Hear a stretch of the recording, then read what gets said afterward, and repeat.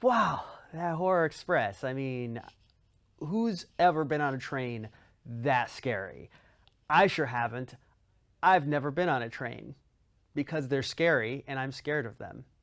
I prefer other modes of transport. Yeah, let's stop talking about the train because it's time for something else. We're going to be doing our usual installment, usually after we watch the movie.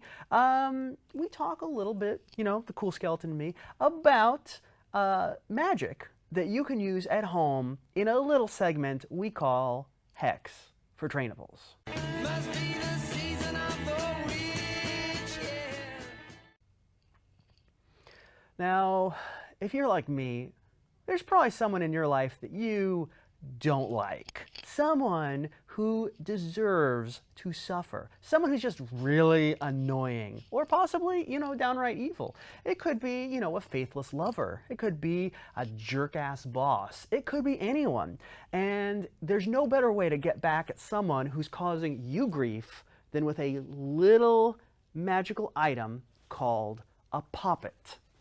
And we're going to be showing you how to make a poppet today. Now, very often people ask me, Bitter Karella, what's a poppet?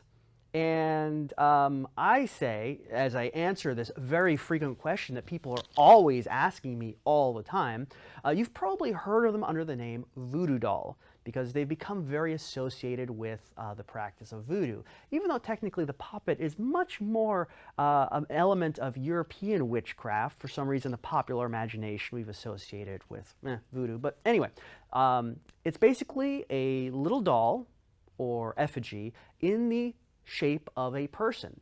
And whatever you do to that doll will be done to that person as well. Now,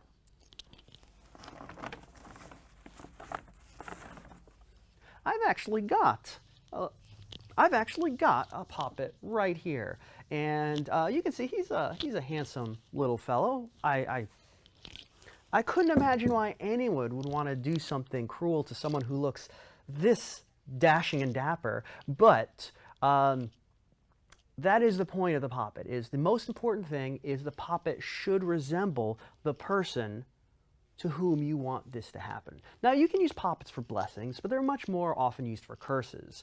And they work on the principle of sympathetic magic. Now, sympathetic magic has a very important rule to it, and that is that like affects like. And this is something that you might not think about a lot, but it does make sense deep in your lizard brain. You're probably telling yourself, well, that doesn't make any sense, but somehow deep down in your guts, you kind of understand it.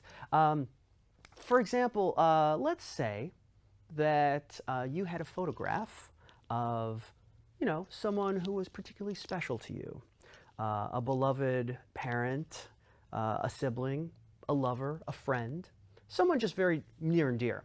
And I told you, I want you to take a pen and just scratch out the eyes on that photo. I would like you to take just that photo in your hands and tear it apart into a million pieces. And logically, you would probably say, well, what harm could that do? It's a photograph. It's absolutely, there's no reason not to, right? What would that actually do? Now, you might say, like, well, I don't want to do it because that's rude, that's disrespectful. But deep down in your lizard brain, you might kind of feel like it's more than that. That somehow doing harm to that image of that person will cause harm to befall that actual person. And no matter how much you try to convince yourself that just doesn't make any sense, somehow it still feels right.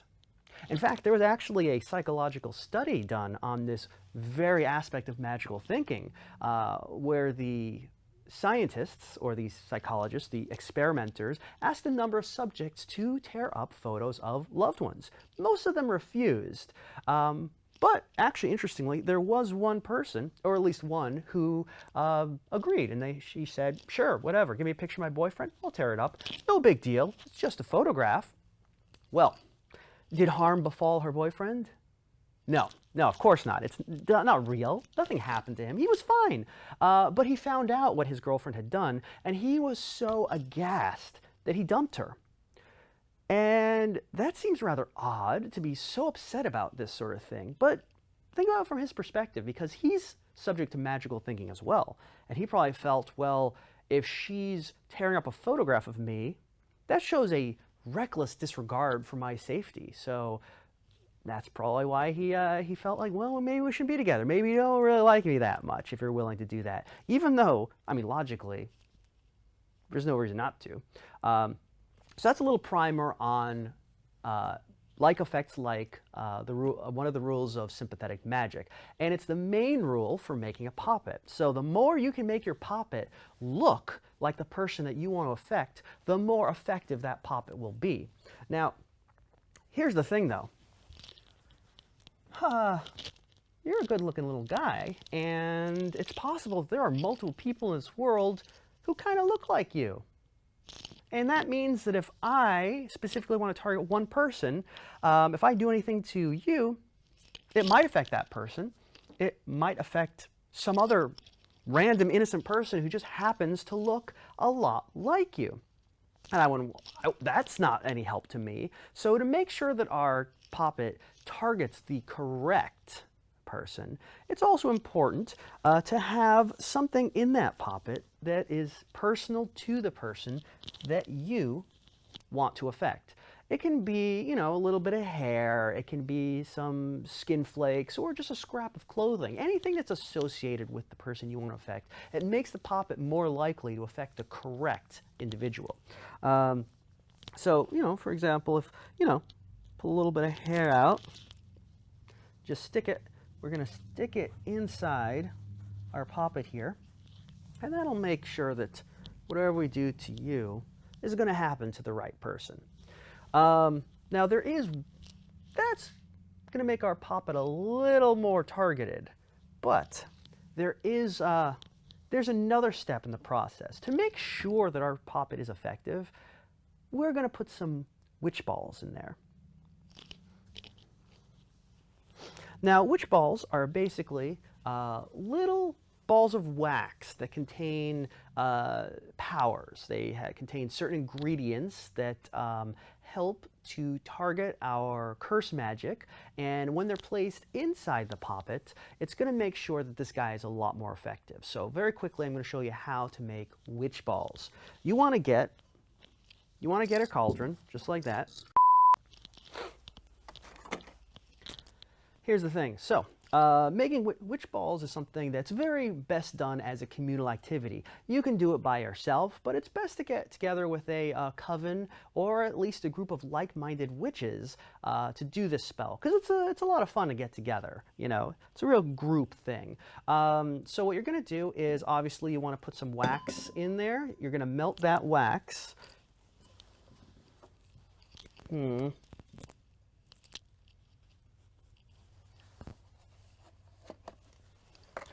I'm just gonna,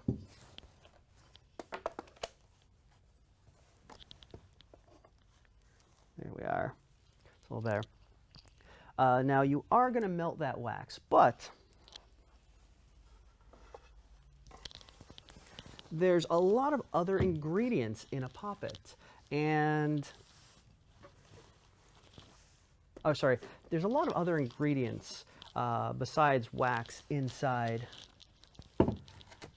our witch balls, and I've brought my own witch spices today. We're going to see what should go into our witch balls. Now, to figure this out, you're going to use whatever divining tool you prefer. Now, I personally use tarot cards.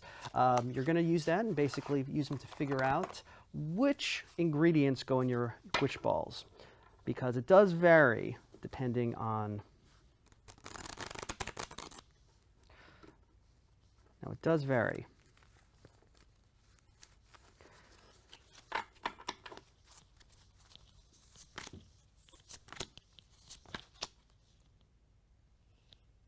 All right.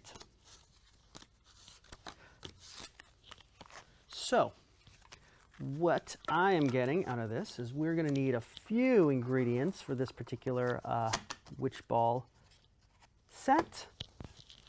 Let's see, we are going to need some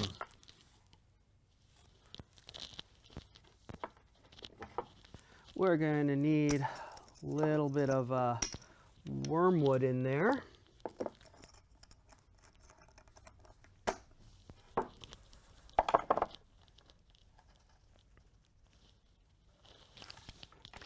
Of course, we're going to need a little grave dirt from preferably a criminal's grave. That's always the most effective in curse items.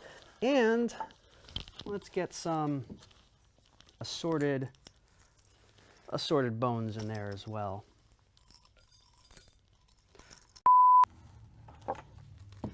And the cards I've also mentioned, we want, this time, unusually, a little bit of catnip. That should go in there as well. Now, that's what, now we've got our ingredients for this batch of witch balls. Keep in mind that, of course, it will be different every time depending on what your divination tells you. You're going to get usually pretty gross stuff in there. You're going to sometimes get powdered lizard. You're going to get stinging nettles. You're going to get agrimony, sometimes even just spider legs, all sorts of weird stuff.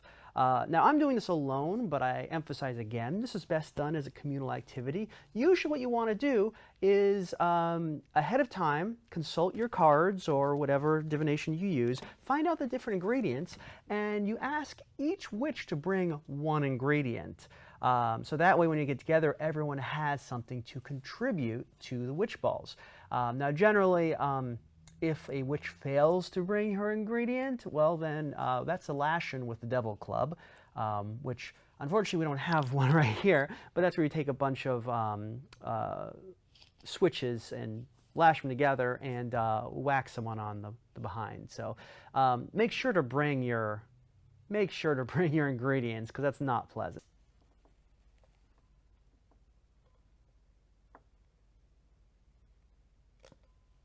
All right, once everything is in there, we're going to light our candle. We're going to mix up that wax. Probably should have brought a spoon for this. This is going to take a while. It's a good idea to bring a book. All right, once you got your ingredients, everything's nice and soft, you're going to fashion all that wax into little balls just like that. Now, depending on how many balls you're able to get out of a batch, that's how many times you'll be able to curse that year. Every witch in the group should get an equal number of witch balls. And there's one last bit to this ceremony, of course. Just to make sure these are working, each witch is going to take a strand of hair and tie it into a ball, just around there. So each witch ball should have one strand of hair of a member of the coven in it. Now, witch balls are very effective for cursing. Usually you throw it at a target. You can leave it on their property. It'll bring bad luck and misfortune as well as physical pain. But the best way to use it is right in that poppet we mentioned. So we are going to stick our witch ball right in there. Inside. You usually want to sew it in there, but I'll just place it right here. And he is ready to be used to cause some trouble. Now, our poppet looks like our victim.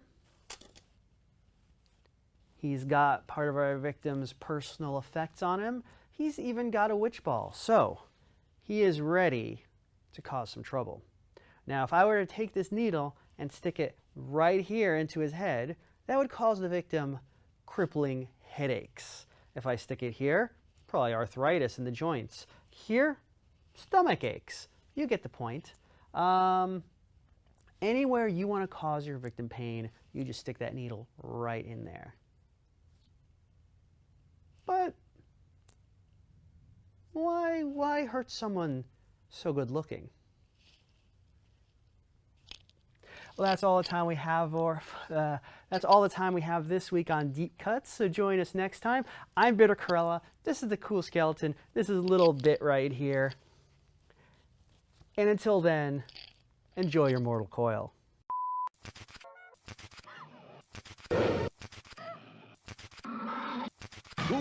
Buster.